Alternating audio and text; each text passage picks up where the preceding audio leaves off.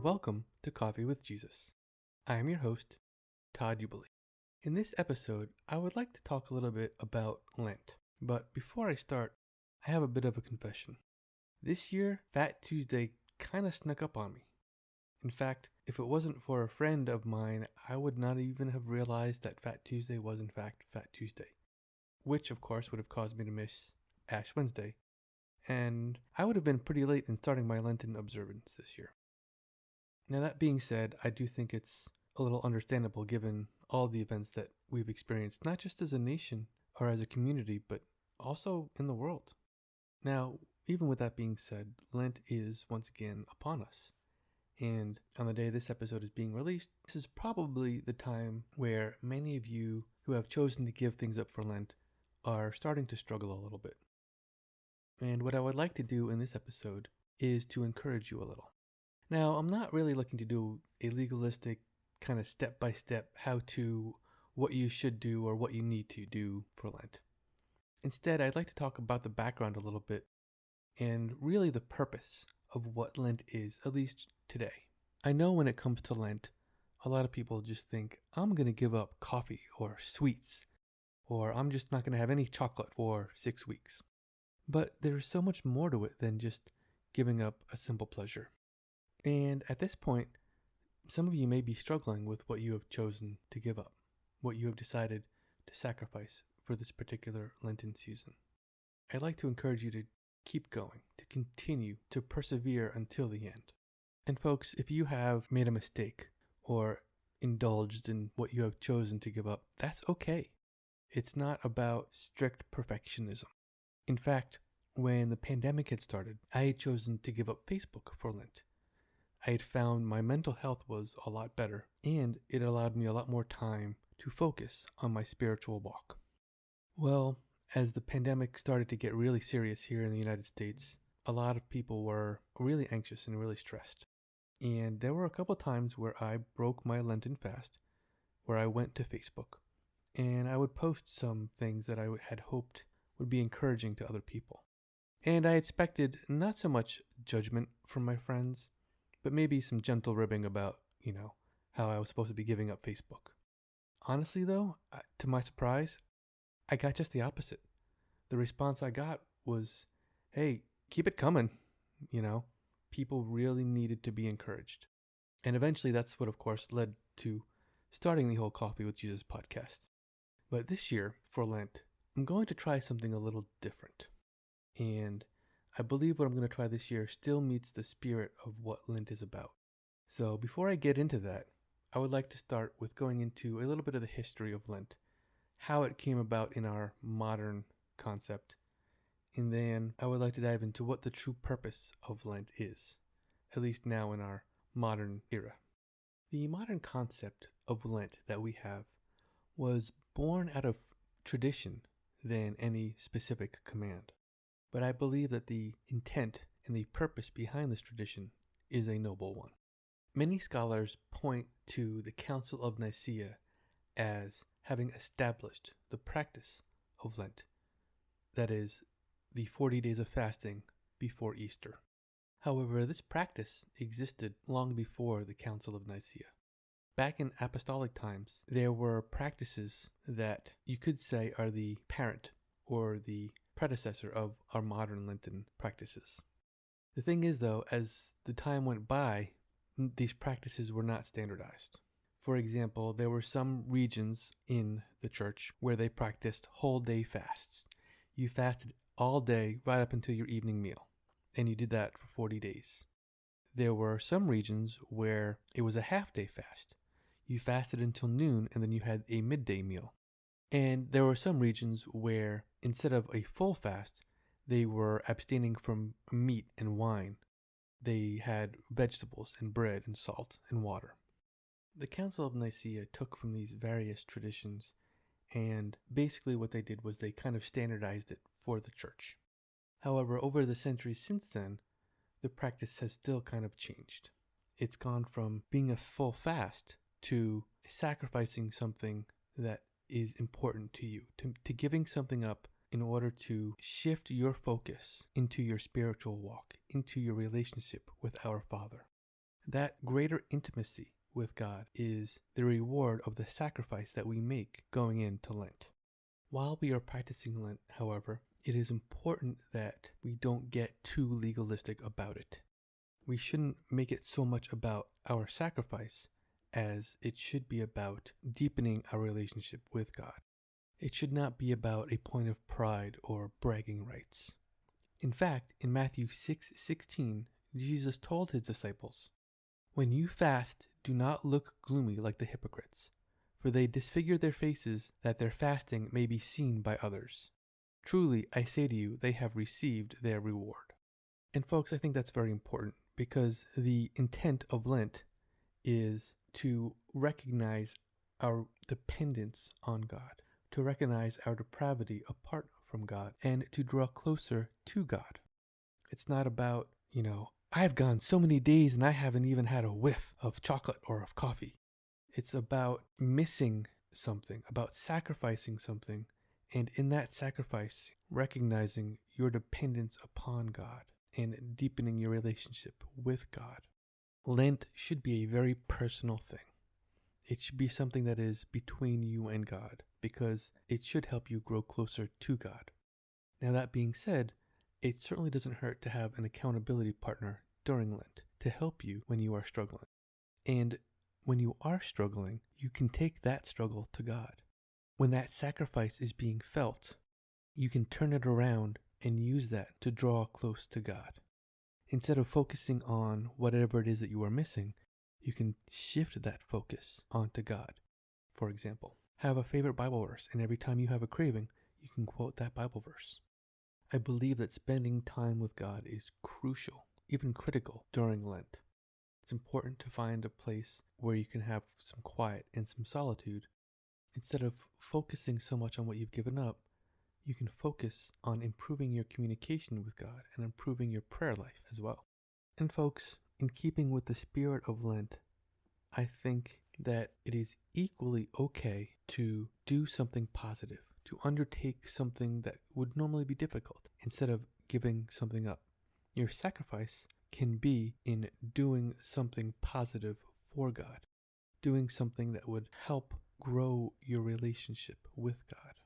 Now, I realize that what I'm about to say may seem to violate the spirit of Matthew 6:16, but I'm going to share something personal with you all, and I'm going to share a little bit about my own private walk and what my intentions are for Lent. Now, I am recording this in the very beginning of Lent, and before I release the episode at the very, very end, I will tack on an update as to how I am doing. That being said, my intention for Lent for this year is to do something extra. So when I do my quiet time, when I take the time and just try to grow in my own walk, I always start by reading Psalm 91, and then I read another chapter of the Bible. I don't just read any chapter though. What I've done is I started in Genesis chapter 1, and I read one chapter every day until I get through the very end of Revelation. Now, I'm going to be honest with you all. In the past, I've kind of skipped some of the boring books like Leviticus. However, this time through, I'm committed to reading every single chapter, including things like Leviticus or some of the, minor prophets. Basically, the parts of the Bible that are difficult to read, I'm going to read. Now, for Lent, what I'm going to do is I'm going to read an extra chapter every day. And then I'm going to take some extra time to reflect on what I have been reading. And my goal is to deepen my understanding of God's Word and to deepen my relationship with God. And I believe that is the whole purpose of Lent. So this year, instead of actually giving something up, what I'm going to do is try to do something extra to help my relationship with God. I believe that this requires just as much discipline as it does to avoid certain things. Now, at the very end of this episode, I will give you all an update on how that is going. I do believe that Lent is an important season in the life of a Christian, and I believe that it's important to be balanced. You want to do something to help grow in your walk, but you don't want to be so legalistic about it or boastful about it. If you choose to fast, then do so cheerfully. If you choose to give up coffee, then you should do so without complaining. If you choose to give up alcohol, you should do so without complaining or bragging or boasting. Because the purpose is not about having a badge of honor like, I did it. It's not a New Year's resolution, folks. The purpose here is to help you and help your relationship with God. So I would like to encourage you all to take the time and make the effort to growing your own walk. And this can be through giving something up, or this can be through doing something extra, something designed to help you grow in your walk. But again, and this is going to be a little bit of, do as I say, not as I do, but this should be something that is very personal to you, something that is between you and God. And I would encourage you to stick with it through the entire time. And if you've already made mistakes, if you have gone a day or two without reading your Bible, or if you were really jonesing and for that cup of coffee and you gave in and you had some coffee, folks, it's all right. Because this is not, like I said, it's not a New Year's resolution. It's not something where we have to be so legalistic and demanding. It's something where we should really focus our effort and our energy to our relationship with God, because I believe that is what Lent is about. Lent is about improving our relationship with God. And that can be done through fasting, or through sacrifice, or through doing extra, through taking extra actions. So whichever way you decide to go, and however you decide to participate in Lent, it is my hope and my prayer that by the end of Lent, you will be further along in your relationship than you were when you began Lent. Keep going. Keep working out your own relationship with your Father. All right, ladies and gentlemen, at this point, we are now just a few weeks away from Easter, which means there are only a few weeks left in Lent. And as promised, I thought I would end this show by updating you all on how my Lent has gone. I tried something a little different this year. Instead of giving something up, I tried to do a little extra. Since the purpose and the point of Lent is to deepen your relationship with our Father, I decided that I would do a little bit extra during my own personal devotional time. I'm going to be honest with y'all. I've been saying from the very beginning of the podcast that I would be completely transparent with y'all, for better and for worse. And the truth is that this year, my Lent results were very mixed. There were some days where my devotionals were phenomenal, where I could really just feel God's presence and know that I was walking with Him. There were some days where it felt like my devotionals were kind of going through the motions. And folks, I'm going to be completely honest again with you. There were some days where I didn't even do my devotions. The goal is to do it every day, at least for me. But there were some days over the past several weeks where I just didn't do any devotions at all. Didn't read a single verse at all. Didn't take a single minute to just sit quietly and listen. So I would have to say that overall, my results this year were mixed. And, I think that's okay. I think it's okay to not be perfect. I think it's okay to stumble a little bit as long as you get back up. Well, and I understand some of you may be thinking, well, you're just saying that because you had mixed results. It's hard to argue, really. But I honestly, truly believe that it's okay when the results we achieve are mixed. Again, the purpose of Lent is to deepen our relationship with our Father. And I think that I can honestly say that at the end of Lent this year, I will have a deeper relationship with our Father. There were some years where I did try giving things up. For example, my first year back from Afghanistan, I gave up swearing for Lent. Now, folks, I'm going to tell you, there was one day I was driving home in Houston traffic, and it was already aggravating, and someone cut me off and actually very nearly hit me. I mean, we're talking probably millimeters from actual collision. And I let loose a tirade that would make a sailor blush. That was definitely not following the spirit or the letter of Lent. And I think this year, even though my results are admittedly mixed, I still think that overall, I'm meeting the intent of Lent. And folks, I would like to encourage you all. If you're not fully meeting your Lenten goals, that's okay. Lent is not some legalistic, binding contract. Lent is something that you willingly sacrifice, or in my particular case, that you willingly do more of, that you try to excel at. in order to grow spiritually. And it's okay if you're not perfect. It's okay if you don't exactly keep everything every single day. What you do for Lent or what you give up for Lent is between you and God. And I would encourage each of you to continually talk to God about it. And if you have had mixed results like I have, take the low points and use those as a stepping stone to talk to your Father as well.